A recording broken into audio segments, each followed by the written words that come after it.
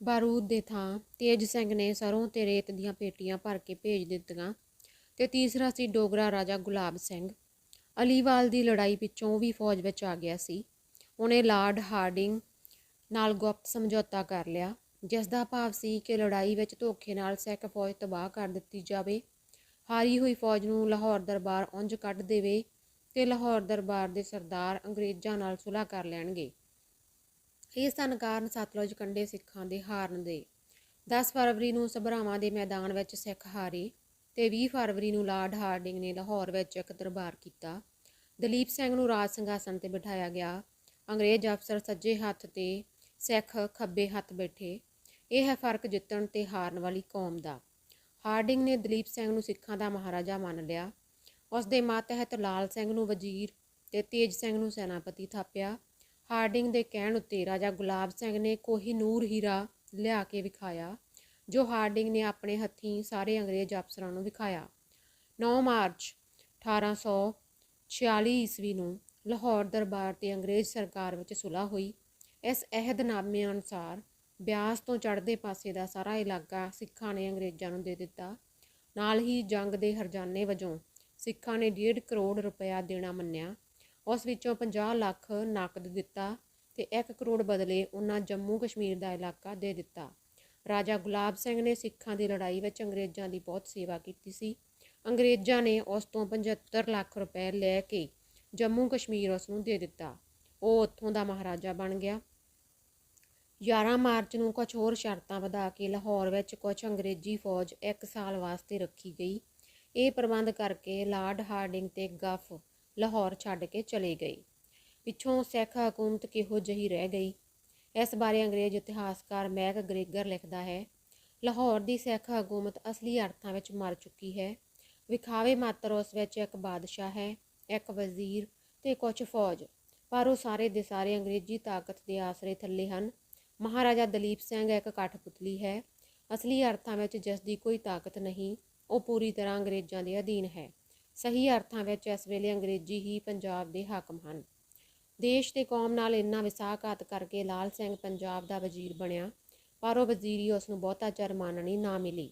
ਰਾਜਾ ਗੁਲਾਬ ਸਿੰਘ ਜੰਮੂ ਦੇ ਵਿਰੁੱਧ ਸਾਜ਼ਿਸ਼ ਕਰਨ ਦੇ ਦੋਸ਼ ਵਿੱਚ 3 ਦਸੰਬਰ 1846 ਈਸਵੀ ਨੂੰ ਲਾਲ ਸਿੰਘ ਨੂੰ ਵਜ਼ਾਰਤ ਤੋਂ ਹਟਾ ਕੇ ਤੇ 2000 ਮਾਹਵਾਰ ਪੈਨਸ਼ਨ ਦੇ ਕੇ ਬਨਾਰਸ ਵਿੱਚ ਨਜ਼ਰਬੰਦ ਕਰ ਦਿੱਤਾ ਗਿਆ।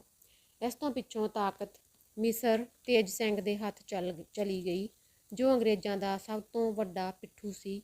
ਇਹ ਪ੍ਰਬੰਧ ਜਿੰਦਾਂ ਨੂੰ ਪਸੰਦ ਨਹੀਂ ਸੀ। ਉੱਧਰੋਂ 1846 ਈਸਵੀ ਦਾ ਸਾਲ ਮੁੱਕਣ ਤੇ ਆ ਰਿਹਾ ਸੀ। ਪਿਛਲੇ ਅਹਿਦਨਾਮੇ ਅਨੁਸਾਰ ਲਾਹੌਰ ਵਿੱਚ ਠਹਿਰੀ ਹੋਈ ਅੰਗਰੇਜ਼ੀ ਫੌਜ ਚਲੀ ਜਾਣੀ ਸੀ। ਲਾਰਡ ਹਾਰਡਿੰਗ ਪੰਜਾਬ ਦੇ ਸਿਰ ਕੋਈ ਨਵਾਂ ਅਹਿਦਨਾਮਾ ਮੜ੍ਹਨਾ ਚਾਹੁੰਦਾ ਸੀ, ਜਿਸ ਰਾਹੀਂ ਉਹ ਇਸ ਰਾਜ ਨੂੰ ਚੰਗੀ ਤਰ੍ਹਾਂ ਕਾਬੂ ਰੱਖ ਸਕੇ। ਹਾਰਡਿੰਗ ਦਾ ਜਾਤੀ ਸਕੱਤਰ ਫਰੈਡਰਿਕ ਕਰੀ ਲਾਹੌਰ ਰਹਿੰਦਾ ਸੀ। ਉਹ ਤੇ ਹੈਨਰੀ ਲਾਰੈਂਸ ਸਿੱਖਾਂ ਨੂੰ ਵੀ ਨਵੀਂ ਸੁਲ੍ਹਾ ਦੇ ਜਾਲ ਵਿੱਚ ਫਸਾਉਣ ਵਾਸਤੇ ਪ੍ਰੇਰ ਰਹੇ ਸਨ। ਉਹਨਾਂ ਨੇ ਸਿੱਖਾਂ ਸਰਦਾਰਾਂ ਦੀਆਂ ਜਗੀਰਾਂ ਸਦਾ ਵਾਸਤੇ ਪੱਕੀਆਂ ਕਰ ਦੇਣ ਦਾ ਲਾਲਚ ਦਿੱਤਾ। ਤੇਜ ਸਿੰਘ ਦਾ ਧੜਾ ਨਵੀਂ ਸੁਲ੍ਹਾ ਮੰਨਣ ਦੇ ਹੱਕ ਵਿੱਚ ਹੋ ਗਿਆ। ਜਿੰਦਾਂ ਅੰਗਰੇਜ਼ਾਂ ਨਾਲ ਕੋਈ ਨਵੀਂ ਸੁਲ੍ਹਾ ਕਰਨ ਦੇ ਵਿਰੁੱਧ ਸੀ।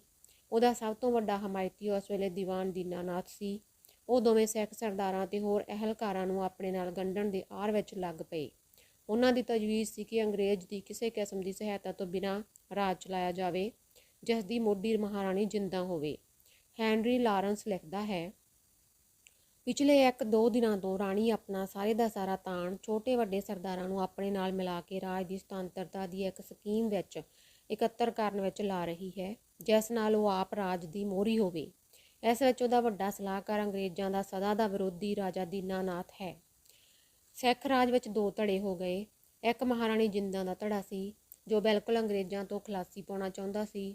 ਦੂਜਾ ਤੇਜ ਸਿੰਘ ਦਾ ਧੜਾ ਸੀ, ਜੋ ਹਰ ਕਿਸਮ ਦੀਆਂ ਸ਼ਰਤਾਂ ਮੰਨ ਕੇ ਅੰਗਰੇਜ਼ਾਂ ਨੂੰ ਰੱਖਣਾ ਚਾਹੁੰਦਾ ਸੀ। ਦੋਹਾਂ ਧੜਿਆਂ ਦੀ ਫੁੱਟ ਵੱਧ ਗਈ ਤਾਂ ਕੁਝ ਪਤਵੰਤਿਆਂ ਨੇ ਵਿੱਚ ਪੈ ਕੇ ਉਹਨਾਂ ਦਾ ਸਮਝੌਤਾ ਕਰਾ ਦਿੱਤਾ। ਫੈਸਲਾ ਇਹ ਹੋਇਆ ਕਿ ਅੰਗਰੇਜ਼ੀ ਏਜੰਟ ਤੇ 2 ਪਲਟਣਾ, ਇੱਕ ਰਸਾਲਾ ਤੇ ਇੱਕ ਤੋਪਖਾਨਾ ਬਾਤਰੀ ਕੁਝ ਮਹੀਨਿਆਂ ਲਈ ਹੋਰ ਪੰਜਾਬ ਵਿੱਚ ਰੱਖ ਲਏ ਜਾਣ। ਕਰੀ ਕੋਲੋਂ ਇਹ ਗੱਲ ਸੁਣ ਕੇ ਹਾਰਡਿੰਗ ਬੜਾ ਔਖਾ ਹੋਇਆ। ਉਹ ਪੰਜਾਬ ਨੂੰ ਸਹਾਇਤਾ ਦੇਣ ਦੇ ਬਹਾਨੇ ਕਰੜੀਆਂ ਜੰਜੀਰਾਂ ਵਿੱਚ ਜਕੜਨਾ ਚਾਹੁੰਦਾ ਸੀ। ਉਹਨੇ ਮੋੜਵੀਂ ਡਾਕ ਕੇ ਲਿਖਿਆ, ਐਸੇ ਪ੍ਰਬੰਧ ਦੀ ਸਹਾਇਤਾ ਲਈ ਅੰਗਰੇਜ਼ੀ ਫੌਜ ਦੇਣ ਦੀ ਮੈਂ ਰਜਾਮੰਦੀ ਨਹੀਂ ਦਿਆਂਗਾ। ਜਿਸ ਉੱਤੇ ਕੋਈ ਭਰੋਸਾ ਨਾ ਕੀਤਾ ਜਾ ਸਕੇ। 2 ਪਿਆਦਾ ਪਲਟਣਾ, 1 ਰਸਾਲਾ ਤੇ 1 ਤੋਪਖਾਨਾ ਬਾਤਰੀ ਦੀ ਤਜਵੀਜ਼ ਇਤਨੀ ਫਜ਼ੂਲ ਹੈ ਕਿ ਮੈਂ ਇਸ ਨੂੰ ਇਸ ਗੱਲ ਤੇ ਤੁੱਲ ਸਮਝਦਾ ਹਾਂ ਕਿ ਉਹ ਸਾਡੇ ਦਖਲ ਦੇ ਬਗੈਰ ਆਪਣਾ ਰਾਜ ਪ੍ਰਬੰਧ ਆਪ ਕਰਨ ਦੀ ਇੱਛਾ ਰੱਖਦੇ ਨੇ। ਮੈਂ ਹੀ ਸਭ ਤੋਂ ਚੰਗੀ ਤਰ੍ਹਾਂ ਇਹ ਫੈਸਲਾ ਦੇ ਸਕਦਾ ਹਾਂ ਕਿ ਲਾਹੌਰ ਵਿੱਚ ਕਿੰਨੀ ਫੌਜ ਰੱਖਣੀ ਯੋਗ ਹੈ। 14 ਦਸੰਬਰ ਨੂੰ ਮਹਾਰਾਜਾ ਦਲੀਪ ਸਿੰਘ ਦੀ ਸਹੀ ਥੱਲੇ ਅੰਗਰੇਜ਼ੀ ਸਕੱਤਰ ਨੂੰ ਇੱਕ ਚਿੱਠੀ ਲਿਖੀ ਗਈ, ਜਿਸ ਵਿੱਚ 2 ਪਲਟਨਾਂ ਵਾਲੀ ਤਜਵੀਜ਼ ਰੱਖੀ ਗਈ। ਉਸ ਦੇ ਜਵਾਬ ਵਿੱਚ ਕਰੀ ਨੇ ਲਿਖਿਆ ਕਿ ਭਲਕੇ ਲਾਹੌਰ ਦਰਬਾਰ ਦੇ ਸਰਦਾਰ ਮੇਰੇ ਤੰਬੂ ਵਿੱਚ ਇਕੱਠੇ ਹੋਣ, ਉਦੋਂ ਮੈਂ ਇਸ ਦਾ ਆਖਰੀ ਉੱਤਰ ਦਿਆਂਗਾ। ਅਗਲੇ ਦਿਨ ਕਰੀ ਦੇ ਤੰਬੂ ਵਿੱਚ ਕੁਝ ਸਰਦਾਰ ਇਕੱਠੇ ਹੋਏ, ਜਿਨ੍ਹਾਂ ਵਿੱਚੋਂ ਤੇਜ ਸਿੰਘ ਦੇ ਧੜੇ ਦੀ ਬਹੁਤ ਗਿਣਤੀ ਸੀ। ਮਹਾਰਾਣੀ ਜਿੰਦ ਕੌਰਾਂ ਨੂੰ ਜਾਣ-ਬੁੱਝ ਕੇ ਇਸ ਇਕੱਠ ਵਿੱਚ ਨਾ ਬੁਲਾਇਆ ਗਿਆ। ਤੇਜ ਸਿੰਘ ਦੇ ਧੜੇ ਨਾਲ ਕਰੀ ਨੇ ਅੰਦਰਖਾਨੇ ਸਭ ਫੈਸਲਾ ਕੀਤਾ ਹੋਇਆ ਸੀ। ਕਰੀ ਨੇ ਅਹਿਦਨਾਮੇ ਦੀਆਂ ਸ਼ਰਤਾਂ ਪੜ੍ਹ ਕੇ ਸੁਣਾਈਆਂ। ਤੇਜ ਸਿੰਘ ਦੇ ਧੜੇ ਨੇ ਸਭ ਹੱਛਾ ਦਾ ਰੌਲਾ ਪਾ ਦਿੱਤਾ। ਦੀਵਾਨ ਦੀਨਾਨਾਥ ਨੇ ਮਹਾਰਾਣੀ ਜਿੰਦਾਂ ਦੀ ਸਲਾਹ ਪੁੱਛ ਲੈਣ ਵਾਸਤੇ ਮੋਹਲਤ ਮੰਗੀ, ਪਰ ਕਰੀ ਨੇ ਉਹਨੂੰ ਝੜਕ ਕੇ ਬਿਠਾ ਦਿੱਤਾ। ਮੁੱਕਦੀ ਗੱਲ ਭਰੋਵਾਲ ਦਾ ਅਹਿਦਨਾਮਾ ਹੋ ਗਿਆ। ਉਸ ਦੀਆਂ 11 ਸ਼ਰਤਾਂ ਸਨ, ਜਿਨ੍ਹਾਂ ਵਿੱਚੋਂ ਕੁਝ ਇਉਂ ਹਨ। ਗਵਰਨਰ ਜਨਰਲ ਵੱਲੋਂ ਥਾਪਿਆ ਹੋਇਆ ਇੱਕ ਅੰਗਰੇਜ਼ ਅਫਸਰ ਸਣੇ ਆਪਣੇ ਮਾਤਹਿਤਾਂ ਦੇ ਲਾਹੌਰ ਰਹੇਗਾ ਤੇ ਉਸ ਅਫਸਰ ਨੂੰ ਰਾਜ ਦੇ ਹਰ ਮਹਿਕਮੇ ਤੇ ਹਰ ਤਰ੍ਹਾਂ ਦੇ ਕੰਮ ਵਿੱਚ ਪੂਰੇ ਤੇ ਸਿੱਧੇ ਅਖਤਿਆਰ ਹੋਣਗੇ। ਕੌਂਸਲ ਦੇ ਮੈਂਬਰ ਵੱਡੇ ਵੱਡੇ ਸਰਦਾਰ ਹੋਣਗੇ, ਜੋ ਹਰ ਤਰ੍ਹਾਂ ਅੰਗਰੇਜ਼ ਰੈਜੀਡੈਂਟ ਦੇ ਮਾਤਹਿਤ ਹੋਣਗੇ। ਹੇਠ ਲਿਖੇ ਸਰਦਾਰ ਕੌਂਸਲ ਦੇ ਮੈਂਬਰ ਹੋਣਗੇ: ਸਰਦਾਰ ਤੇਜ ਸਿੰਘ, ਰਾਜਾ ਸ਼ੇਰ ਸਿੰਘ ਅਟਾਰੀਵਾਲਾ, ਦੀਵਾਨ ਦੀਨਾਨਾਥ, ਫਕੀਰ ਨੂਰਦੀਨ, ਸਰਦਾਰ ਰਣਜੋਰ ਸਿੰਘ ਮਜੀਠਾ, ਭਾਈ ਨਿਧਾਨ ਸਿੰਘ, ਸਰਦਾਰ ਅਤਰ ਸਿੰਘ ਕਾਲਿਆਂਵਾਲਾ ਤੇ ਸਰਦਾਰ ਸ਼ਮਸ਼ੇਰ ਸਿੰਘ ਸੰਧਾਵਾਲੀਆ। ਗਵਰਨਰ ਜਨਰਲ ਦੇ ਬਣਾਏ ਹੋਏ ਰੈਜੀਡੈਂਟ ਦੀ ਮਰਜ਼ੀ ਤੋਂ ਬਿਨਾਂ ਇਹਨਾਂ ਥਾਪੇ ਹੋਏ ਮੈਂਬਰਾਂ ਵਿੱਚ ਕੋਈ ਤਬਦੀਲੀ ਨਹੀਂ ਹੋਵੇਗੀ। ਇੱਕ ਅੰਗਰੇਜ਼ੀ ਫੌਜ, ਜਿੰਨੀ ਗਵਰਨਰ ਜਨਰਲ ਠੀਕ ਸਮਝੇ, ਲਾਹੌਰ ਰਹੇਗੀ। ਮਹਾਰਾਜਾ ਦਲੀਪ ਸਿੰਘ ਦੀ ਮਾਤਾ ਮਹਾਰਾਣੀ ਜਿੰਦ ਕੌਰ ਨੂੰ ਉਸਦੇ ਤੇ ਉਸਦੇ ਨੌਕਰਾਂ ਦੇ ਗੁਜ਼ਾਰੇ ਵਾਸਤੇ 2.5 ਲੱਖ ਰੁਪਏ ਸਾਲਾਨਾ ਦਿੱਤੇ ਜਾਣਗੇ। ਉਸ ਰੁਪਏ ਨੂੰ ਖਰਚਣ ਦਾ ਮਹਾਰਾਣੀ ਨੂੰ ਪੂਰਾ ਅਖਤਿਆਰ ਹੋਵੇਗਾ। 4 ਸਤੰਬਰ 1854 ਈਸਵੀ ਨੂੰ ਜਦ ਮਹਾਰਾਜਾ 16 ਸਾਲ ਦਾ ਹੋ ਜਾਏਗਾ, ਇਹ ਅਹਿਦਨਾਮਾ ਮੁੱਕ ਜਾਏਗਾ। ਮਹਾਰਾਣੀ ਜਿੰਦਾਂ ਰਾਜ ਦੇ ਹਰ ਤਰ੍ਹਾਂ ਦੇ ਕੰਮਾਂ ਤੋਂ ਵੱਖ ਕਰ ਦਿੱਤੀ ਗਈ। ਹੈਨਰੀ ਲਾਰੈਂਸ ਪੰਜਾਬ ਦਾ ਪਹਿਲਾ ਰੈਜੀਡੈਂਟ ਬਣਿਆ। ਉਸ ਦੇ ਹੁਕਮ ਵਿੱਚ ਨਵੀਂ ਬਣੀ ਕੌਂਸਲ ਕੰਮ ਕਰਨ ਲੱਗ ਪਈ। ਗਵਰਨਰ ਜਨਰਲ ਲਾਰਡ ਹਾਰਡਿੰਗ ਤੇ ਰੈਜੀਡੈਂਟ ਹੈਨਰੀ ਲਾਰੈਂਸ ਦੇ ਦਿਲ ਵਿੱਚ ਜਿੰਦਾਂ ਦੀ ਹੋਂਦ ਕੰਡੇ ਵਾਂਗ ਰੜਕ ਰਹੀ ਸੀ। ਇਹ ਉਹਨਾਂ ਦੀਆਂ ਲਿਖਤਾਂ ਤੋਂ ਸਾਬਤ ਹੋ ਜਾਂਦਾ ਹੈ। ਹਾਰਡਿੰਗ ਲਿਖਦਾ ਹੈ, ਸਾਡੇ ਲਾਹੌਰ ਵਿੱਚ ਕਬਜ਼ਾ ਜਾਰੀ ਰੱਖਣ ਦੇ ਕਿਸੇ ਵੀ ਅਹਿਦਨਾਮੇ ਵਿੱਚ ਇਹ ਸ਼ਰਤ ਹੋਣੀ ਜ਼ਰੂਰੀ ਹੈ ਕਿ ਮਹਾਰਾਣੀ ਦੇ ਹੱਥ ਵਿੱਚ ਕੋਈ ਤਾਕਤ ਨਾ ਰਹੇ। 10 ਦਸੰਬਰ ਨੂੰ ਹਾਰਡਿੰਗ ਫਿਰ ਲਿਖਦਾ ਹੈ, ਮੈਨੂੰ ਨਹੀਂ ਪਤਾ ਕਿ ਕਿਸ ਬਾਕਾਇਦਾ ਰਸਮ ਅਨੁਸਾਰ ਰਾਣੀ ਕਾਰ ਮੁਖਤਿਆਰ ਬਣੀ ਹੈ। ਮੇਰਾ ਅਨੁਭਵ ਹੈ ਕਿ ਉਹ ਮਹਾਰਾਜੇ ਦੀ ਮਾਤਾ ਤੇ ਪ੍ਰਤਿਪਾਲਕਾ ਹੋਣ ਦੀ ਕੁਦਰਤੀ ਤੇ ਅਣਪੁੱਛੀ ਹੈਸੀਅਤ ਵਿੱਚ ਕਾਰ ਮੁਖਤਿਆਰ ਬਣੀ ਹੋਈ ਹੈ। ਜੇ ਸਰਦਾਰ ਤੇ ਰਸੂਖ ਵਾਲੇ ਹਾਕਮ, ਖਾਸ ਕਰ ਅਟਾਰੀ ਵਾਲੇ ਸਰਦਾਰ, ਮਹਾਰਾਜੇ ਦੀ ਛੋਟੀ ਉਮਰ ਦੇ ਦਿਨਾਂ ਵਿੱਚ ਸਰਕਾਰ ਅੰਗਰੇਜ਼ੀ ਨੂੰ ਉਸਦੇ ਸਰਪ੍ਰਸਤ ਬਣਨ ਲਈ ਪ੍ਰੇਰਨਾ ਭਰੀ ਬੇਨਤੀ ਕਰਨ, ਤਾਂ ਚੁੱਪ ਚਪੀਤੇ ਹੀ ਰਾਣੀ ਦੀ ਤਾਕਤ ਖਤਮ ਹੋ ਜਾਏਗੀ, ਕਿਉਂਕਿ ਇਹ ਗੱਲ ਸਾਫ਼ ਤੌਰ ਤੇ ਲਿਖਤ ਵਿੱਚ ਲਿਆਂਦੀ ਜਾਏਗੀ ਕਿ ਨੌਜਵਾਨ ਮਹਾਰਾਜੇ ਦੇ ਸਰਪ੍ਰਸਤ ਦੀ ਹੈਸੀਅਤ ਵਿੱਚ ਅਤੇ ਰਾਜ ਦੇ ਪ੍ਰਬੰਧ ਕਰਨ ਲਈ ਮਹਾਰਾਜੇ ਦੀ ਤਰਫੋਂ ਕਾਰ ਮੁਖਤਿਆਰੀ ਦੇ ਸਾਰੇ ਅਖਤਿਆਰ ਤੇ ਕੰਮ ਸਰਕਾਰ ਅੰਗਰੇਜ਼ੀ ਦੇ ਹੱਥਾਂ ਵਿੱਚ ਹੋਣੇ ਹਨ। ਇਹ ਤਾਂ ਹੋਈ ਅਖਤਿਆਰ ਖੋਹਣ ਦੀ ਗੱਲ। ਅੱਗੇ ਹੋਰ ਸੁਣੋ। 16 ਦਸੰਬਰ ਨੂੰ ਹਾਰਡਿੰਗ ਲਿਖਦਾ ਹੈ, ਜੇ ਕੋਈ ਗੱਲ ਬਹਿਸ ਵਾਲੀ ਹੈ ਤਾਂ ਉਹ ਹੈ ਰਾਣੀ ਨੂੰ ਬਿਲੇ ਲਾਉਣਾ। ਅਸੀਂ ਇਸ ਗੱਲ ਤੇ ਸਹਿਮਤ ਹਾਂ ਤੇ ਇਹ ਗੱਲ ਬਿਲਕੁਲ ਯੋਗ ਹੈ ਕਿ ਰਾਣੀ ਦੇ ਹੱਥ ਵਿੱਚ ਕਾਰ ਮੁਖਤਿਆਰ ਦੀ ਹੈਸੀਅਤ ਵਿੱਚ ਕੋਈ ਤਾਕਤ ਨਾ ਰਹੇ। ਉਸ ਦੀ ਰਿਹਾਇਸ਼ ਦੀ ਥਾਂ ਦਾ ਫੈਸਲਾ ਕਰਨ ਵੇਲੇ ਨਵੇਂ ਰਾਜ ਪ੍ਰਬੰਧ ਦੇ ਵਿਰੁੱਧ ਰਾਣੀ ਵੱਲੋਂ ਹੋਣ ਵਾਲੀਆਂ ਰਾਜਸੀ ਸਾਜ਼ਿਸ਼ਾਂ ਦੇ ਆਧਾਰ ਤੇ ਉਸ ਨੂੰ ਉਹਦੇ ਪੁੱਤਰ ਤੋਂ ਵੱਖਰਾ ਕਰ ਦੇਣ ਦੇ ਵਿਰੁੱਧ ਇਤਰਾਜ਼ ਹੋ ਸਕਦਾ ਹੈ, ਕਿਉਂਕਿ ਇਹ ਆਖਿਆ ਜਾ ਸਕਦਾ ਹੈ ਤੇ ਲੋਕਾਂ ਦੀ ਇਸ ਨਾਲ ਹਮਦਰਦੀ ਵੀ ਹੋ ਜਾਏਗੀ ਕਿ ਰਾਣੀ ਨੂੰ ਉਸ ਵੱਲੋਂ ਹੋਏ ਕਿਸੇ ਰਾਜਸੀ ਗੁਨਾਹ ਤੋਂ ਪਹਿਲਾਂ ਹੀ ਸਜ਼ਾ ਦੇ ਦਿੱਤੀ ਗਈ ਹੈ। ਮੇਰਾ ਖਿਆਲ ਹੈ ਉਹ ਪੰਜਾਬ ਵਿੱਚ ਕਿਸੇ ਹੋਰ ਥਾਂ ਨਾਲੋਂ ਲਾਹੌਰ ਵਿੱਚ ਘੱਟ ਖਤਰਨਾਕ ਹੋਵੇਗੀ। ਜੇ ਉਹ ਕੁਝ ਔਖਿਆਂ ਕਰਨ ਲੱਗ ਪਏ ਤੇ ਉਸ ਨੂੰ ਦੇਸ਼ ਨਿਕਾਲਾ ਦੇਣਾ ਯੋਗ ਹੋ ਜਾਏ ਤਾਂ ਜ਼ਰੂਰ ਉਹਨੂੰ ਸਤਲੁਜੋਂ ਪਾਰ ਭੇਜ ਦਿੱਤਾ ਜਾਵੇ। ਇਹ ਸਲਾਹੀ ਭਰੋਵਾਲ ਦੇ ਅਹਿਦਨਾਮੇ ਤੋਂ ਪਹਿਲਾਂ ਦੀਆਂ ਹਨ। ਅਹਿਦਨਾਮੇ ਰਾਹੀਂ ਤਾਕਤ ਹੱਥ ਵਿੱਚ ਆ ਜਾਣ ਪਿੱਛੋਂ ਅੰਗਰੇਜ਼ਾਂ ਨੇ ਜਿੰਦਾਂ ਨੂੰ ਤੰਗ ਕਰਨਾ ਸ਼ੁਰੂ ਕਰ ਦਿੱਤਾ। ਇੰਨੀ ਦਿਨੀ ਪਰਮੇ ਨੇ ਤੇਜ ਸਿੰਘ ਨੂੰ ਕਤਲ ਕਰਨ ਦੀ ਸਾਜ਼ਿਸ਼ ਕੀਤੀ, ਜਿਸ ਬਦਲੇ ਪਰਮਾ ਫਾਂਸੀ ਚੜ੍ਹਾ ਦਿੱਤਾ ਗਿਆ। ਲਾਰੈਂਸ ਨੇ ਜਿੰਦਾਂ ਨੂੰ ਇਸ ਸਾਜ਼ਿਸ਼ ਦਾ ਮੋਢੀ ਕਿਹਾ। ਪਰ ਹਾਰਡਿੰਗ ਨੇ ਮੁਕੱਦਮੇ ਦੀ ਪੜਤਾਲ ਕਰਕੇ ਜਿੰਦਾ ਨੂੰ ਨਿਰਦੋਸ਼ ਮੰਨਿਆ। ਹੁਣ ਲਾਰੈਂਸ ਭੱਜ ਬਹਾਨੇ ਜਿੰਦਾ ਨੂੰ ਸਜ਼ਾ ਦੇਣ ਬਾਰੇ ਗੋਂਦਾਂ ਗੁੰਦਣ ਲੱਗਾ ਤੇ ਉਹਨੂੰ ਬਹਾਨਾ ਵੀ ਛੇਤੀ ਹੀ ਮਿਲ ਗਿਆ।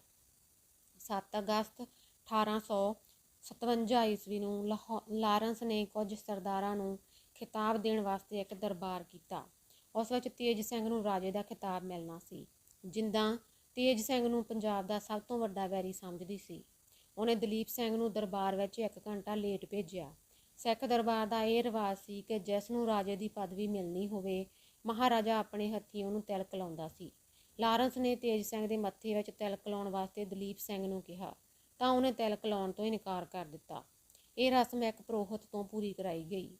ਇਸ ਖੁਸ਼ੀ ਵਿੱਚ ਰਾਤੀਂ ਆਤਿਸ਼ਬਾਜ਼ੀ ਚੱਲੀ ਤਾਂ ਮਹਾਰਾਣੀ ਜਿੰਦਾ ਨੇ ਉੱਥੇ ਵੀ ਦਲੀਪ ਸਿੰਘ ਨੂੰ ਨਾ ਜਾਣ ਦਿੱਤਾ।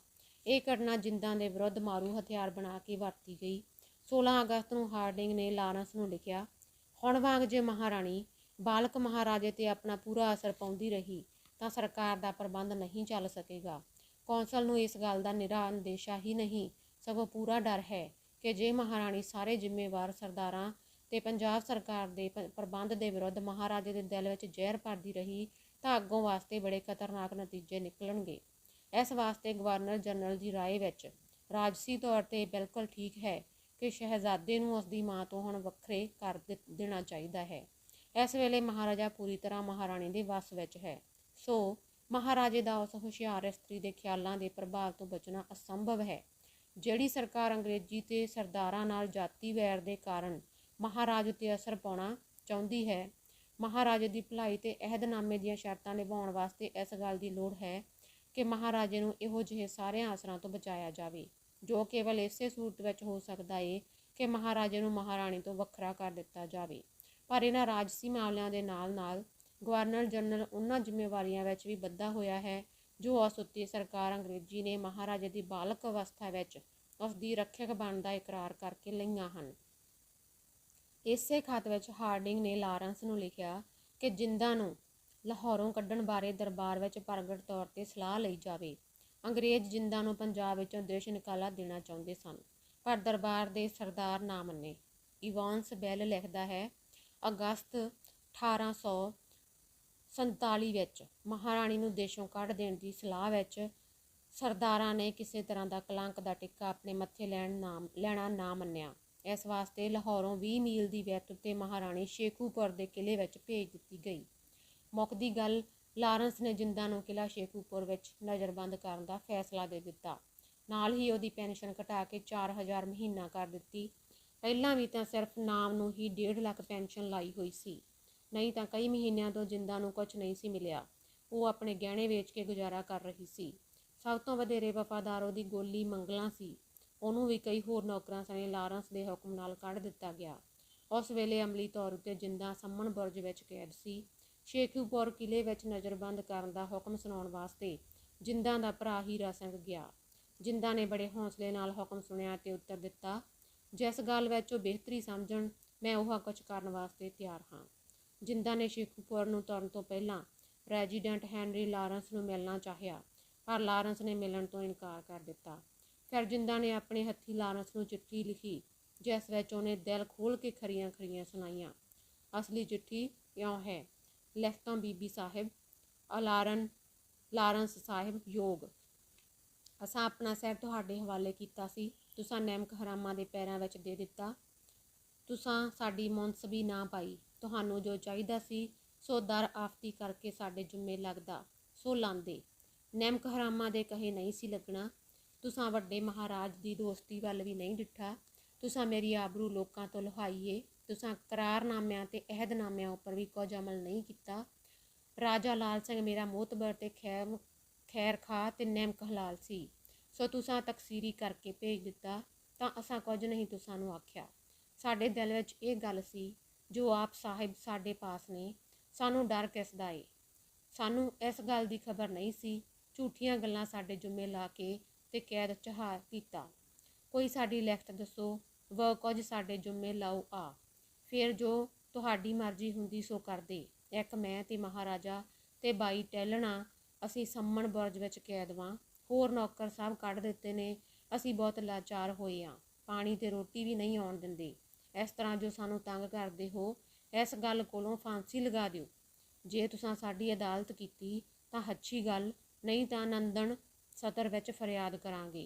होर जिहड़ा 4 महीनਿਆਂ ਵਿੱਚ खर्च ਕੀਤਾ ਸੀ 51,000, सो भी गहणे ਵੇਚ ਕੇ ਮਿਸਰ ਮੇਘਰਾਜ ਨੂੰ ਦੇ ਦਿੱਤਾ। ਕਿਸੇ ਕੋਲੋਂ ਕੁਝ ਮੰਗਦੇ ਨਹੀਂ ਸਾਂ, ਆਪਣੇ ਗਹਿਣੇ ਵੇਚ ਕੇ ਗੁਜ਼ਾਰਨ ਕਰਦੇ ਸਾਂ। ਬੇਨਹੱਕ ਸਾਡੀ ਆਬਰੂ ਕਿਉਂ ਲਾਹੀ, ਮੰਗਲਾਂ ਕੀ ਤਕਸੀਰ ਕੀਤੀ, ਉਹਨੂੰ ਵੀ ਕੱਢ ਦਿੱਤਾ। ਅੱਜ ਮਹਾਰਾਜ ਸਾਡੇ ਪਾਸ ਆ ਕੇ ਬਹੁਤ ਰੋਂਦੇ ਰਹੇ ਨੇ, ਆਖਣ ਲੱਗੇ ਸਾਨੂੰ ਬਿਸ਼ਨ ਸਿੰਘ ਤੇ ਗੁਲਾਬ ਸਿੰਘ ਡਰਾਉਂਦੇ ਨੇ। ਜੇ ਤਾਂ ਮਹਾਰਾਜ ਨੂੰ ਡਰ ਨਾਲ ਕੁਝ ਹੋ ਗਿਆ ਤਾਂ ਫਿਰ ਮੈਂ ਕੀ ਕਰਾਂਗੀ। ਉਹਨਾਂ ਨੂੰ ਆਖਿਆ ਨੇ ਤੁਹਾਨੂੰ ਸਾਹਿਬ ਦਾ ਹੁਕਮ ਹੈ ਜੋ ਸ਼ਾਲਾ ਬਾਗ ਜਾ ਕੇ ਉਤਰੋ। ਉਹ ਸੁਣ ਕੇ ਤੇ ਬਹੁਤ ਰੋਂਦੇ ਰਹੇ। ਇਹ ਜਿਹੜੀਆਂ ਗੱਲਾਂ ਸਾਡੇ ਨਾਲ ਕਰਦੇ ਹੋ ਕਿਸੇ ਰਜਵਾੜੇ ਵਿੱਚ ਨਹੀਂ ਹੋਈਆਂ। ਤੁਸੀਂ ਗੁੱਜੇ ਰਾਜ ਕਿਉਂ ਸਾਂਭਦੇ ਹੋ, ਜ਼ਾਹਰਾ ਹੋ ਕੇ ਕਿਉਂ ਨਹੀਂ ਕਰਦੇ। ਨਾਲੇ ਵਿੱਚ ਦੋਸਤੀ ਦਾ ਹਰਫ ਰੱਖਦੇ ਹੋ, ਨਾਲੇ ਕੈਦ ਕਰਦੇ ਹੋ। ਮੇਰੀ ਅਦਾਲਤ ਕਰੋ, ਨਹੀਂ ਤਾਂ ਨੰਦਨ ਫਰਿਆਦ ਕਰਾਂਗੀ। ਤਿੰਨਾਂ ਚੋਂ ਨਿਮਕ ਹਰਾਮਾਂ ਨੂੰ ਰੱਖ ਲਓ, ਹੋਰ ਸਾਰੀ ਪੰਜਾਬ ਨੂੰ ਕਤਲ ਕਰਾ ਦਿਓ। ਇਹਨਾਂ ਦੇ ਆਖੇ ਲੱਗ ਕੀਤੇ। ਅਕਾਲ ਸਹਾਏ ਬੀਬੀ ਜਿੰਦ ਕੌਰ। ਅੰਦਾਜ਼ਾ ਲਗਾਓ ਇਹ ਕੁਛ ਲਿਖਣ ਵਾਲੀ ਜਿੰਦਾਂ ਦੇ ਅੰਦਰ ਕਿੰਨੀ ਕੁ ਬਲਦੀ ਹੋਵੇਗੀ। ਲਾਹੌਰੋਂ ਕੱਢ ਕੇ ਜਿੰਦਾਂ ਸ਼ੇਖੂਪੁਰ ਪਹੁੰਚਾ ਦਿੱਤੀ ਗਈ। ਸੰਤ ਨਿਹਾਲ ਸਿੰਘ ਨੇ ਮਰਿਆਦਾ ਵਿੱਚ ਇਸ ਘਟਨਾ ਬਾਰੇ ਕਿਉਂ ਲਿਖਿਆ ਹੈ। ਇਸ ਦਾ ਫਲ ਇਹ ਹੋਇਆ ਕਿ ਇਸ ਘਟਨਾ ਤੋਂ ਕੁਝ ਦਿਨ ਪਿੱਛੋਂ ਰਾਜ ਮਹਿਲ ਵਿੱਚੋਂ ਸਭ ਨੌਕਰ ਹਟਾ ਦਿੱਤੇ ਗਏ। ਮਹਾਰਾਜਾ ਦੀ ਆਤਮਾ ਨੇ ਉਸ ਨੂੰ ਦੱਸ ਦਿੱਤਾ ਕਿ ਕੋਈ ਔਕੜ ਆਉਣ ਵਾਲੀ ਹੈ। ਸੰਧਿਆ ਨੂੰ ਫਿਰ ਦਰਬਾਰ ਹੋਇਆ, ਜਿਸ ਵਿੱਚ ਮਹਾਰਾਜ ਵੀ ਬਿਰਾਜਮਾਨ ਸਨ। ਲਾਰੈਂਸ ਨੇ ਮਹਾਰਾਜ ਨੂੰ ਘੋੜੇ ਤੇ ਚੜ੍ਹ ਕੇ ਹਵਾ ਖਾਣ ਜਾਣ ਵਾਸਤੇ ਕਿਹਾ। ਕੁਵੇਲਾ ਹੋਣ ਦੇ ਕਾਰਨ ਮਹਾਰਾਜ ਇਹ ਸੁਣ ਕੇ ਬੜੇ ਹੈਰਾਨ ਹੋਏ, ਪਰ ਉਹਨਾਂ ਇਹ ਪ੍ਰਾਰਥਨਾ ਮੰਨ ਲਈ। ਉਹ ਗੁਲਾਬ ਸਿੰਘ ਅਟਾਰੀ ਵਾਲੇ ਤੇ ਕੁਝ ਹੋਰ ਸਰਦਾਰਾਂ ਸਣੇ ਸ਼ਾਲਾਮਾਰ ਬਾਗ ਵੱਲ ਚਲੇ ਗਏ। ਥੋੜੇ ਚਿਰ ਨੂੰ ਹਨੇਰਾ ਹੋ ਗਿਆ ਤਾਂ ਮਹਾਰਾਜ ਨੇ ਮੁੜਨਾ ਚਾਹਿਆ। ਇਸ ਵਿਚਾਰ ਨਾਲ ਉਹਨਾਂ ਸ਼ਹਿਰ ਵੱਲ ਘੋੜਾ ਮੋੜਿਆ। ਗੁਲਾਬ ਸਿੰਘ ਨੇ ਇਹ ਆਖ ਕੇ ਰੋਕਿਆ, ਕੀ ਆਪ ਸ਼ਹਿਰ ਮੁੜ ਕੇ ਸਾਡਾ ਨੱਕ ਵਡਾਓਗੇ। ਲਾਰੈਂਸ ਸਾਹਿਬ ਦੀ ਆਗਿਆ ਹੈ ਕਿ ਮੈਂ ਆਪ ਨਾਲ ਸ਼ਾਲਾਮਾਰ ਜਾਵਾਂ। ਮਹਾਰਾਜੇ ਨੇ ਦੁੱਖ ਨਾਲ ਜਾਣਾ ਮੰਨ ਲਿਆ। ਉੱਥੇ ਪੁੱਜੇ ਤਾਂ ਬਾਗ ਵਿੱਚ ਆਪਣੇ ਨੌਕਰਾਂ ਨੂੰ ਵੇਖਿਆ ਤੇ ਇਹ ਵੀ ਡਿੱਠਾ ਕਿ ਰਾਤ ਕੱਟਣ ਲਈ ਸਾਰਾ ਸਾਮਾਨ ਪਿਆ ਹੈ। ਇਸ ਤੇ ਆਪ ਨੇ ਰਤੀ ਵੀ ਗੁੱਸਾ ਪ੍ਰਗਟ ਨਾ ਕੀਤਾ, ਪਰ ਪ੍ਰਸ਼ਾਦ ਨਾ ਛਕਿਆ। ਦੂਜੇ ਦਿਨ ਆਪ ਨੂੰ ਪਤਾ ਲੱਗਾ ਕਿ ਆਪ ਦੀ ਮਾਤਾ ਨਜ਼ਰਬੰਦ ਕਰਕੇ ਸ਼ੇਖੂਪੁਰ ਭੇਜੀ ਗਈ ਹੈ। ਇਹ ਸੁਣ ਕੇ ਮਹਾਰਾਜੇ ਦਾ ਗਮ ਨਾਲ ਦਿਲ ਟੁੱਟ ਗਿਆ, ਕਿਉਂਕਿ ਆਪ ਦਾ ਆਪਣੀ ਮਾਤਾ ਨਾਲ ਬਹੁਤ ਪਿਆਰ ਸੀ। ਲਾਹੌਰ ਪੁੱਜ ਕੇ ਆਪ ਨੇ ਆਪਣੇ ਪਹਿਲੇ ਨਿਵਾਸ ਸਥਾਨ ਸੰਮਣ ਬੁਰਜ ਵਿੱਚ ਨਾ ਰਹਿਣ ਦੀ ਇੱਛਾ ਪ੍ਰਗਟ ਕੀਤੀ ਤੇ ਤਖਤਗਾਹ ਦੇ ਉੱਪਰਲੇ ਕਮਰਿਆਂ ਵਿੱਚ ਰਹਿਣ ਲੱਗੇ। ਕੁਝ ਦਿਨ ਮਗਰੋਂ ਆਪ ਦੀ ਮਾਤਾ ਨੇ ਆਪ ਨੂੰ ਰਾਜੀ ਖੁਸ਼ੀ ਦਾ ਸੁਨੇਹਾ ਘੱਲਿਆ ਤੇ ਆਪ ਲਈ ਕੁਝ ਖਿਡੌਣੇ ਤੇ ਮਠਿਆਈ ਘੱਲੀ। ਮਾਤਾ ਦੀ ਰਾਜੀ ਖੁਸ਼ੀ ਦਾ ਸਮਾਚਾਰ ਪਾ ਕੇ ਆਪ ਨੂੰ ਬੜੀ ਖੁਸ਼ੀ ਹੋਈ, ਪਰ ਇਹ ਸੁਭਾਗ ਵੀ ਆਪ ਨੂੰ ਮੁੜ ਪ੍ਰਾਪਤ ਨਾ ਹੋਇਆ, ਕਿਉਂਕਿ ਰੈਜ਼ੀਡੈਂਟ ਦੀ ਆਗਿਆ ਨਾਲ ਚਿੱਠੀ ਪੱਤਰ ਵੀ ਬੰਦ ਕਰ ਦਿੱਤਾ ਗਿਆ। 19 ਅਗਸਤ ਨੂੰ ਜਿੰਦਾਂ ਸ਼ੇਖੂਪੁਰ ਪੁੱਜੀ। ਉਹਦੀ ਰਾਖੀ ਉੱਤੇ ਸਰਦਾਰ ਬੂੜ ਸਿੰਘ ਲਾਇਆ ਗਿਆ, ਜੋ ਜਿੰਦਾਂ ਦੇ ਵਿਰੋਧੀ ਧੜੇ ਵਿੱਚੋਂ ਸੀ। ਅਗਲੇ ਦਿਨ ਗਵਰਨਰ ਜਨਰਲ ਦਾ ਐਲਾਨ ਨਿਕਲਿਆ। ਲਾਹੌਰ ਦਰਬਾਰ ਦੇ ਸਰਦਾਰਾਂ, ਧਾਰਮਿਕ ਆਗੂਆਂ, ਬਜ਼ੁਰਗਾਂ ਤੇ ਮਹਾਰਾਜਾ ਦਲੀਪ ਸਿੰਘ ਦੇ ਰਾਜ ਦੇ ਵਸਨੀਕਾਂ ਦੇ ਗਿਆਨ ਵਾਸਤੇ ਆਮ ਐਲਾਨ। ਲਾਹੌਰ 20 ਅਗਸਤ 1847 ਈਸਵੀ। ਲਾਹੌਰ ਦਰਬਾਰ ਤੇ ਸਰਕਾਰ ਅੰਗਰੇਜ਼ੀ ਵਿੱਚ ਮਿੱਤਰਤਾ ਹੋਣ ਦੇ ਕਾਰਨ ਮਹਾਰਾਜੇ ਦੀ ਬਾਲਕ ਅਵਸਥਾ ਵਿੱਚ ਉਸ ਨੂੰ ਵਿੱਦਿਆ ਦੇਣ ਤੇ ਉਸ ਦੀ ਪਾਲਣਾ ਤੇ ਰੱਖਿਆ ਕਰਨ ਵਿੱਚ ਗਵਰਨਰ ਜਨਰਲ ਪਿਤਾ ਵਰਗਾ ਸ਼ੌਕ ਰੱਖਦਾ ਹੈ। ਇਸ ਕਾਰਜ ਸਿੱਧੀ ਵਾਸਤੇ ਗਵਰਨਰ ਜਨਰਲ ਬੜਾ ਹੀ ਜ਼ਰੂਰੀ ਸਮਝਦਾ ਹੈ ਕਿ ਮਹਾਰਾਜਾ ਨੂੰ ਉਸ ਦੀ ਮਾਤਾ ਮਹਾਰਾਣੀ ਤੋਂ ਅਲੱਗ ਕਰ ਦਿੱਤਾ ਜਾਵੇ। ਇਸ ਸਲਾਹ ਵਿੱਚ ਦਰਬਾਰ ਨੇ ਸਰਬਸੰਮਤੀ ਪ੍ਰਗਟ ਕੀਤੀ ਹੈ।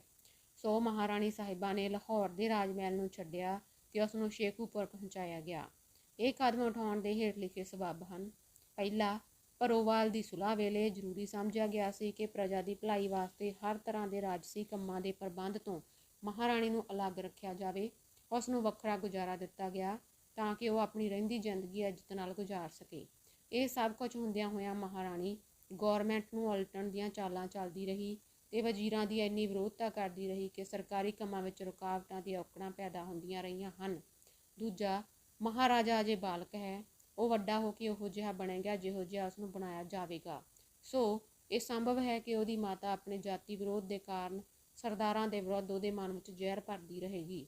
ਰਾਜ ਦੇ ਵਜ਼ੀਰਾਂ ਤੇ ਸਰਦਾਰਾਂ ਦੀ ਵਿਰੋਧਤਾ ਦੀ ਸਿੱਖਿਆ ਉਹਨੂੰ ਦਿੱਤੀ ਜਾਵੇਗੀ ਤੇ ਅਜਿਹੀ ਸਿੱਖਿਆ ਦੀ ਕਦੇ ਆਗਿਆ ਨਹੀਂ ਦਿੱਤੀ ਜਾ ਸਕਦੀ। ਮਹਾਰਾਜ ਦੀ ਸਿੱਖਿਆ, ਮਨ ਦੀ ਉਚਾਈ, ਕੁਦਰਤੀ ਵਿੱਦਿਆ ਅਤੇ ਇਨਸਾਨੀ ਗੁਣਾਂ ਦੇ ਆਧਾਰ 'ਤੇ ਹੋਣੀ ਚਾਹੀਦੀ ਹੈ, ਤਾਂ ਕਿ ਇਸ ਅਹਿਦਨਾਮੇ ਦੇ ਮੁੱਕਣ ਉੱਤੇ ਮਹਾਰਾਜੇ ਅਤੇ ਉਸ ਦੀ ਪ੍ਰਜਾ ਦੀ ਹਰ ਸ਼੍ਰੇਣੀ ਵਿੱਚ ਅਮਨ ਬਹਾਲ ਰਹਿ ਸਕੇ ਤੇ ਉਹ ਇੱਕ ਦੂਜੇ ਨੂੰ ਮਿਹਰਬਾਨ ਸਮਝਣ। ਅਮਨ ਇੱਕ ਰੱਬੀ ਦਾਤ ਹੈ, ਪਰ ਜੇ ਮਹਾਰਾਜਾ ਆਪਣੀ ਮਾਂ ਕੋਲ ਰਿਹਾ ਤਾਂ ਉਸ ਦੀ ਆਸ ਨਹੀਂ ਰੱਖੀ ਜਾ ਸਕਦੀ।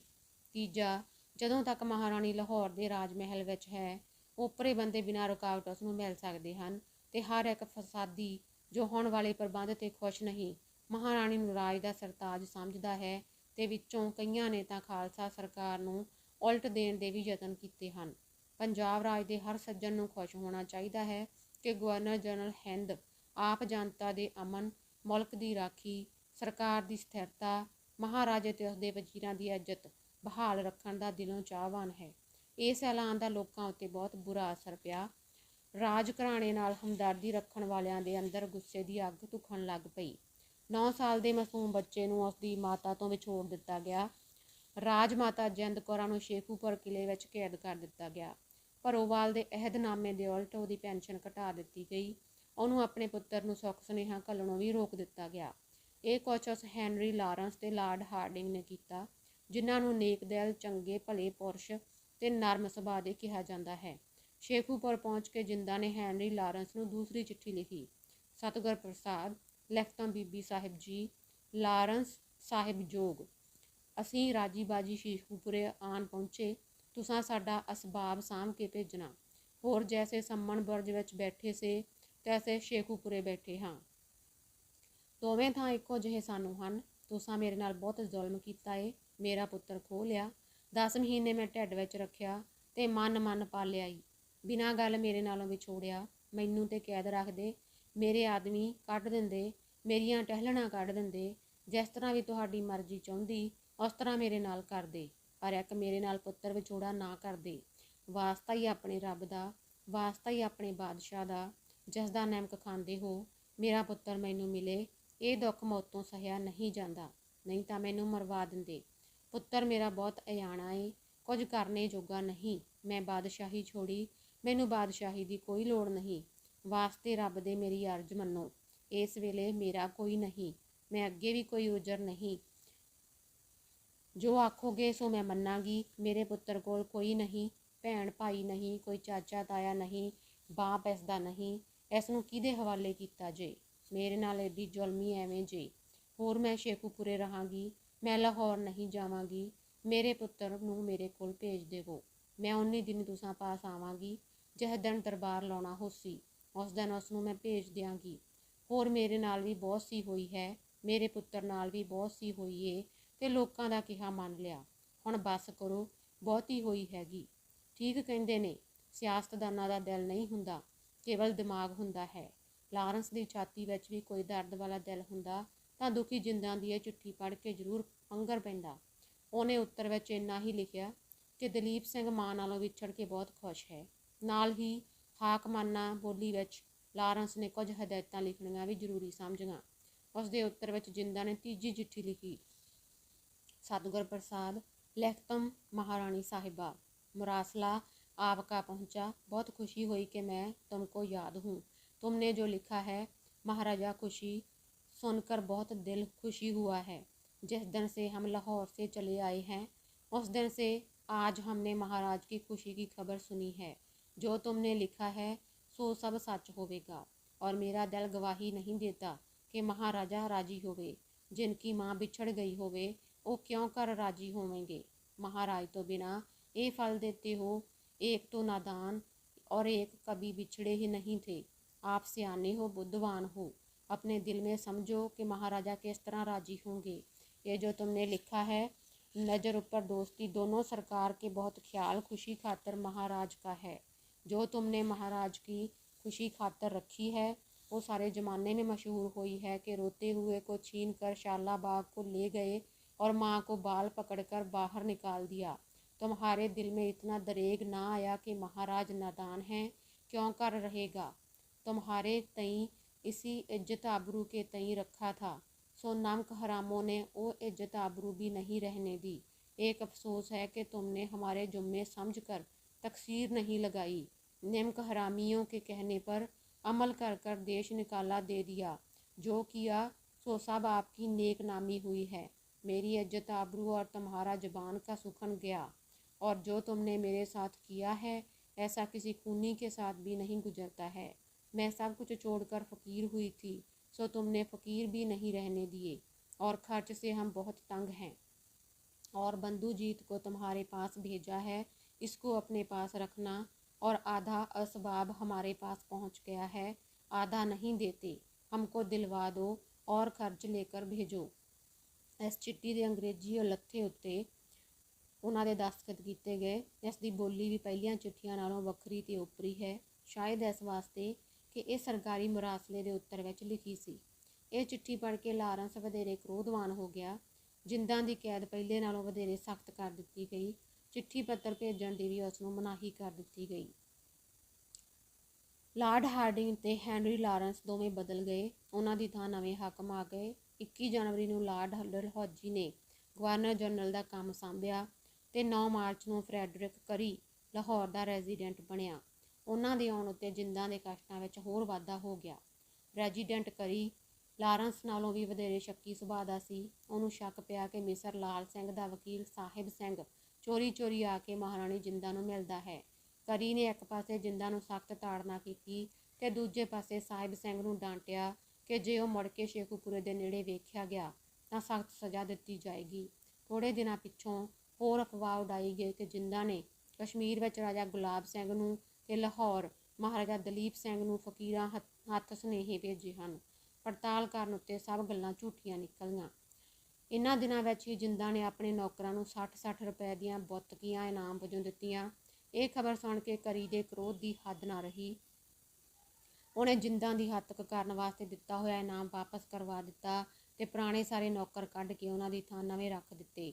ਨਵੇਂ ਨੌਕਰਾਂ ਨੂੰ ਤਾੜਨਾ ਕਰ ਦਿੱਤੀ ਕਿ ਕੋਈ ਵੀ ਮਹਾਰਾਣੀ ਤੋਂ ਕਿਸੇ ਕਿਸਮ ਦਾ ਇਨਾਮ ਜਾਂ ਬਖਸ਼ੀਸ਼ ਨਹੀਂ ਲੈ ਸਕਦਾ।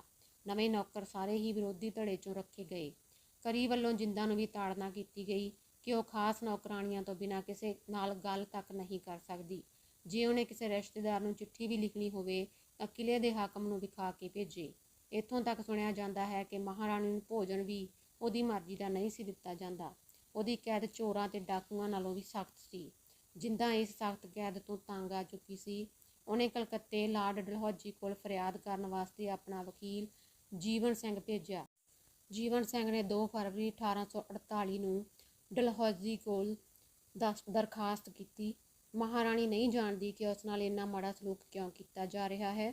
ਰੈਜ਼ੀਡੈਂਟ ਨੂੰ ਕਿਸੇ ਸਾਜ਼ਿਸ਼ ਦਾ ਸ਼ੱਕ ਹੈ ਤਾਂ ਮੁਕੱਦਮਾ ਚਲਾ ਕੇ ਪੜਤਾਲ ਕਰ ਲਈ ਜਾਵੇ। ਮਹਾਰਾਣੀ ਨਿਰਦੋਸ਼ ਹੈ, ਉਸ ਨਾਲ ਰਾਜਮਾਤਾ ਵਾਲਾ ਸਲੂਕ ਕੀਤਾ ਜਾਵੇ।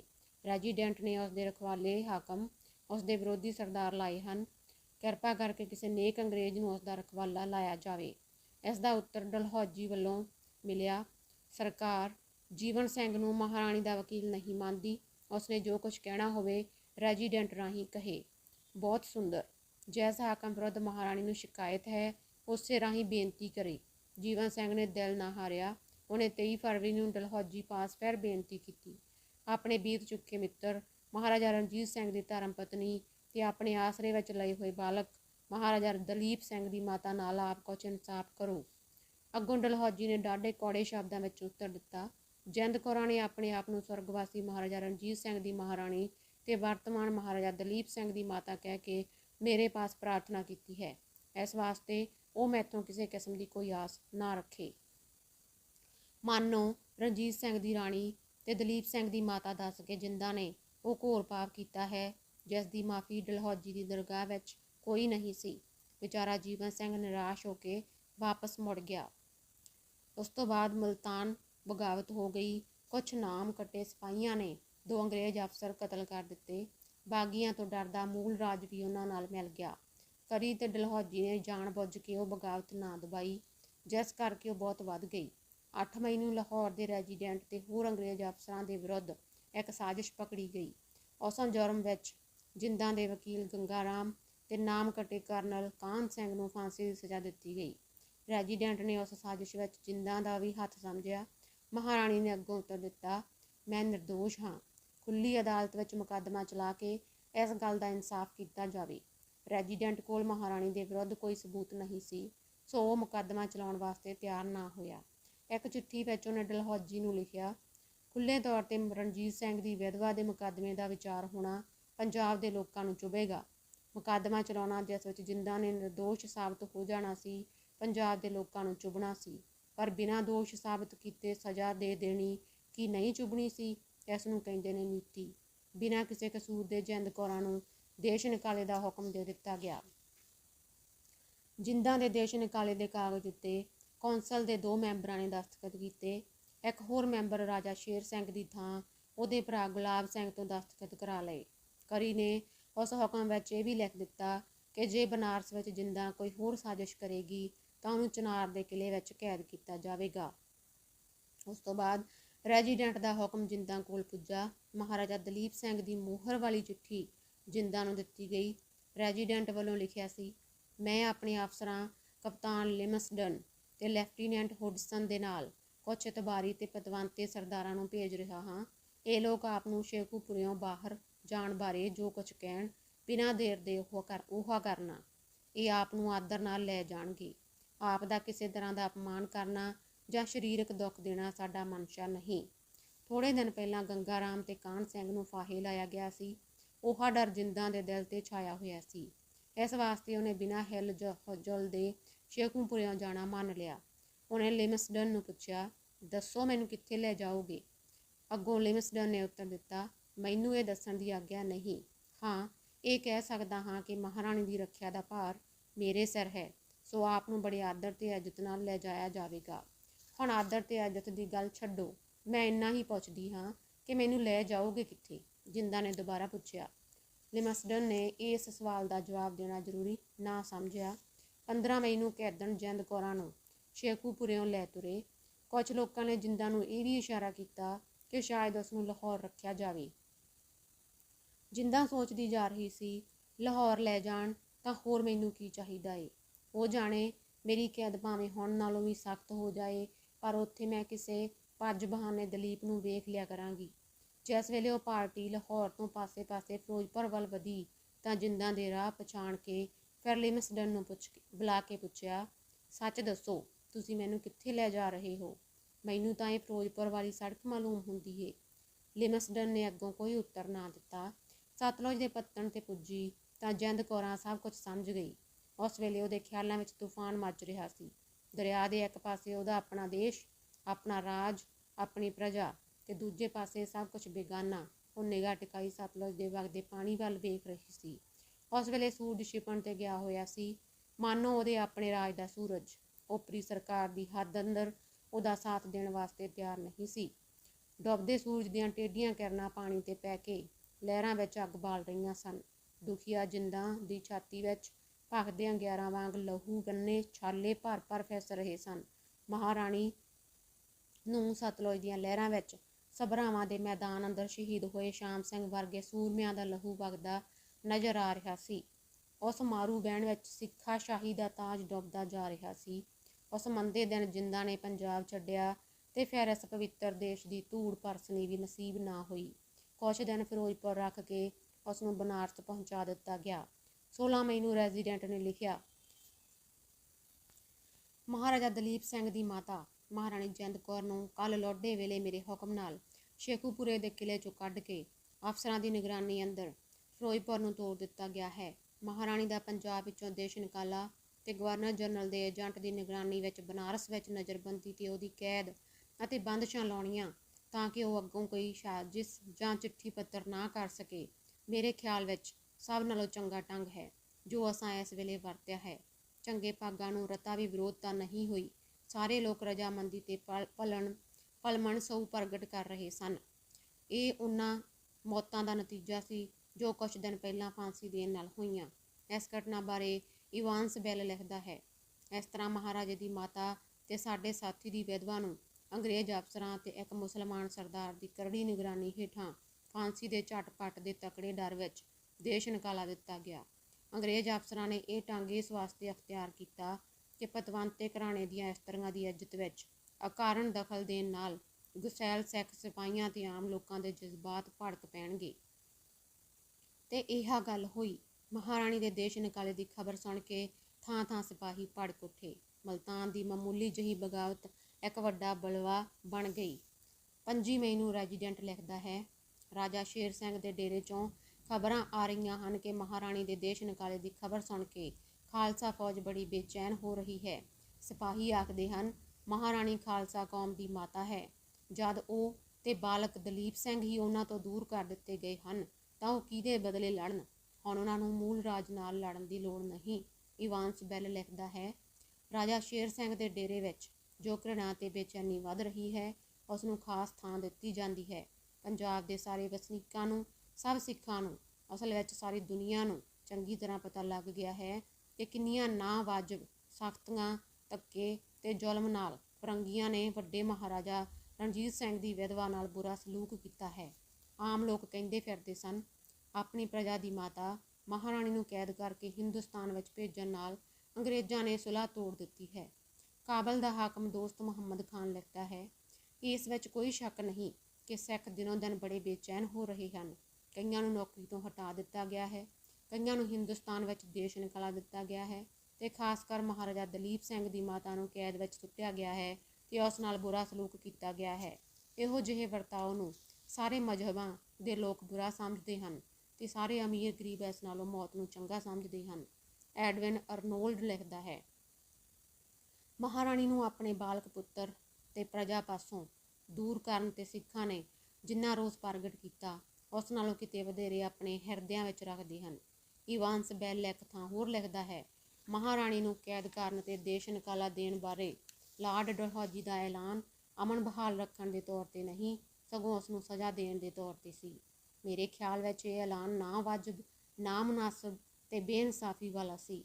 ਰਾਣੀ ਦਾ ਦੇਸ਼ ਨਿਕਾਲਾ ਉਹਨਾਂ ਸਭ ਲੋਕਾਂ ਦੀਆਂ ਨਜ਼ਰਾਂ ਵਿੱਚ ਜਿਨ੍ਹਾਂ ਦਾ ਮਹਾਰਾਜਾ ਰਣਜੀਤ ਸਿੰਘ ਦੀ ਬਾਦਸ਼ਾਹੀ ਨਾਲ ਸੰਬੰਧ ਸੀ, ਇੱਕ ਕੌਮੀ ਹੱਤਕ ਸੀ ਤੇ ਇਹ ਰਾਣੀ ਦੇ ਪੁੱਤਰ ਨੂੰ ਤਖ਼ਤ ਤੋਂ ਉਤਾਰਨ ਤੇ ਰਾਜ ਨੂੰ ਤਬਾਹ ਕਰਨ ਬਦਲੇ ਪਹਿਲਾ ਕਦਮ ਸੀ।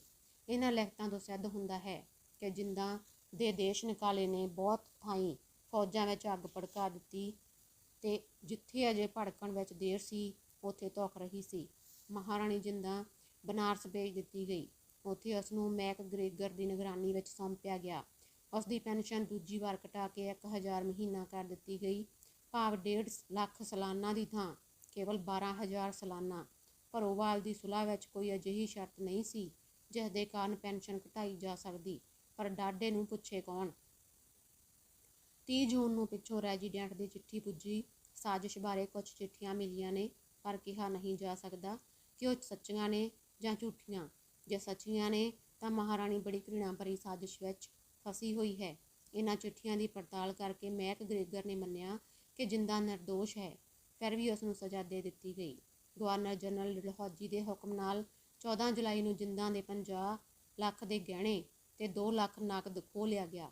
ਇਸ ਤੋਂ ਅੱਗੇ ਲਿਖਦਿਆਂ ਛਾਤੀ ਫਟਦੀ ਹੈ।